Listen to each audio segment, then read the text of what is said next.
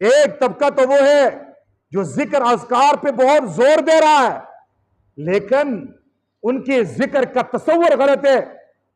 साला साल नहाते नहीं है, बाल उनके ऐसे हैं, उनको देख के कुछ जोगी नजर आता है। मूछे उनकी ऐसे हैं जैसे मोटरसाइकिल का हैंडल, और चेहरा उनका ऐसा है, दाढ़ी उनकी चटपट।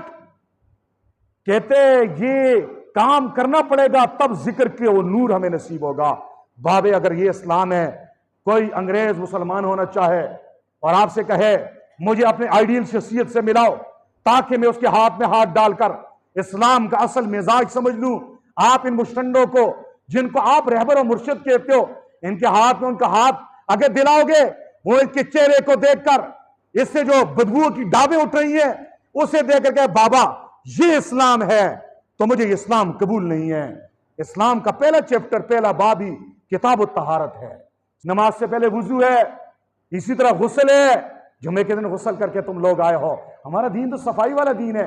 एक तबके ने जिक्र अस्कार को इतना बदनाम कर दिया, तसव्वुफ और खानकाह को इतना बदनाम कर दिया कि लोग खानकाह से भाग रहे हैं। पीर के नाम से उन्हें एलर्जी है, चिढ़ है, और अल्लाह के नाम लेने के लिए वो नहीं आ सकते।